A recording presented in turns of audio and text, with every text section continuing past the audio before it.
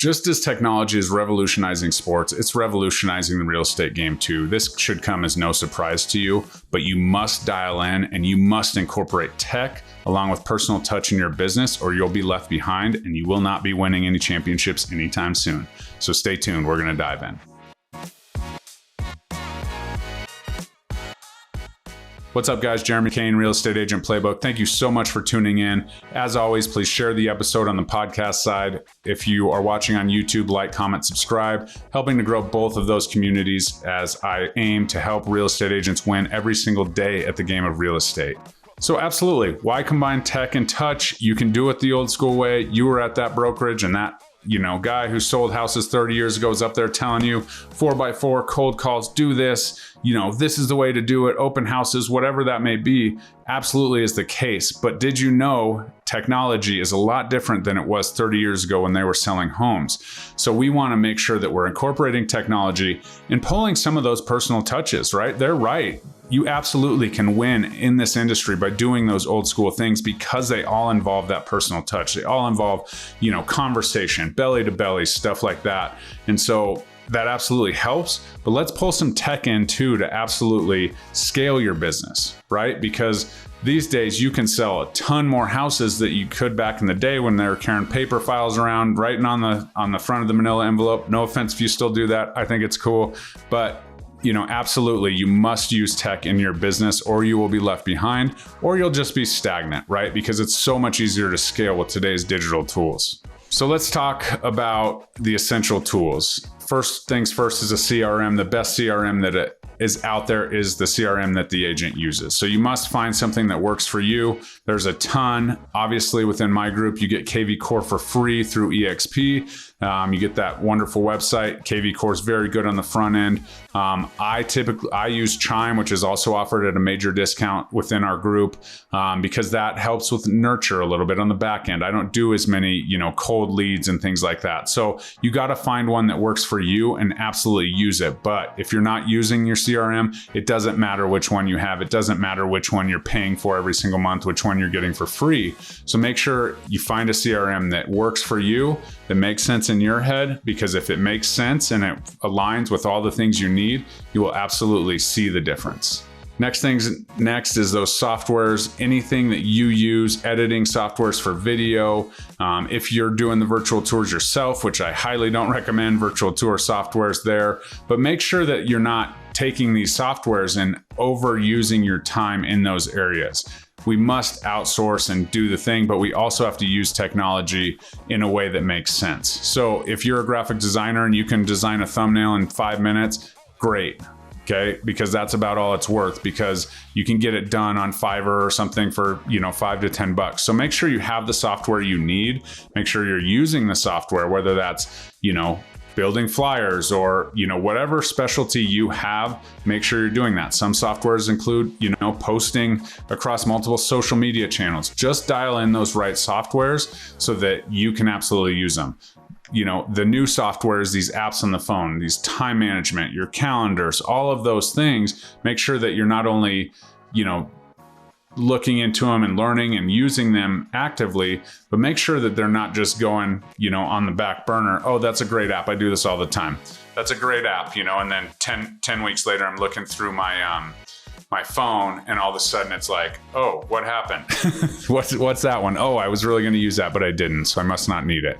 So make sure you're really dialing into those softwares, using those tools that absolutely help, right? One huge one, if you're doing open houses, say, you can, develop a software where people can sign in on your CRM, their information goes straight to it. That saves time. The software must save you time in order for it to be utilized by you.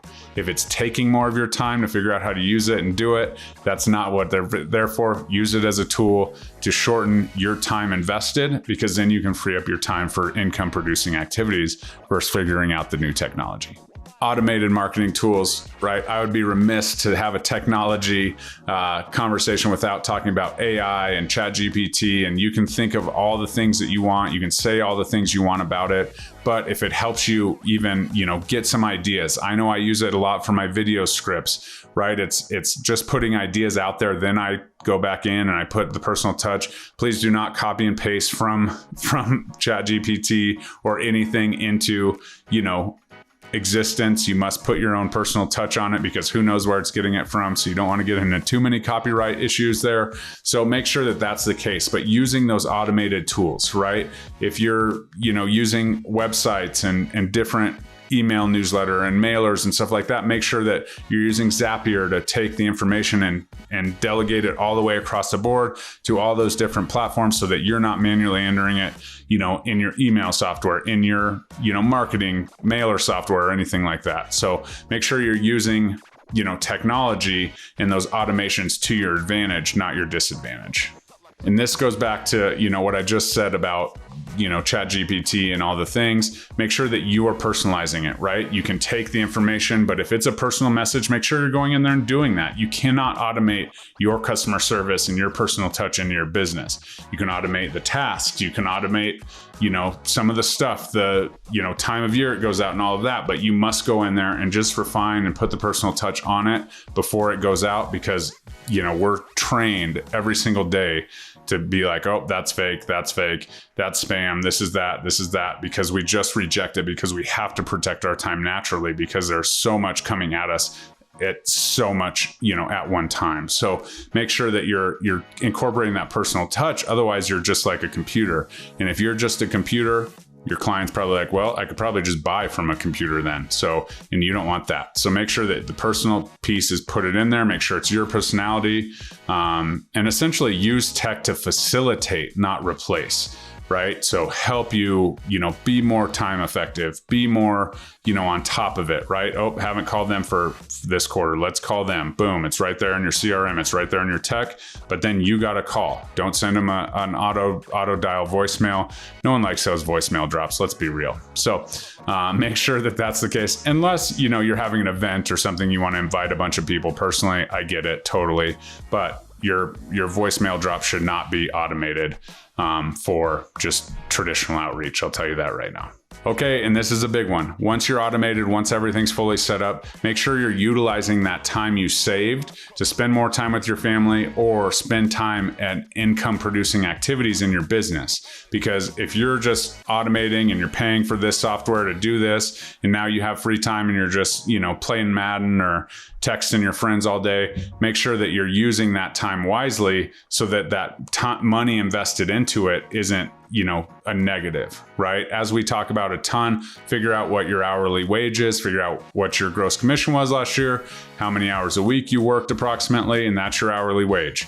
They always say that if you can delegate something for less than your hourly wage, it would be a good idea to delegate it, but you must be diligent in getting that time back into income producing activities, so it scales your business, not just stays stagnant or automates it. So do me a favor, if you're still listening, what tech tools can you not live without? Comment below what you use in your real estate business. I'd be happy to know. I'll look into those if I don't use them already. But I hope this helped, and I hope this was kind of a general idea of why we should, bring tech into our lives and not reject it because we're old school. So please like, comment, subscribe, share the podcast, grow in that community, leave a review. That would be great. I hope you have a great one. We'll talk to you soon. Bye-bye.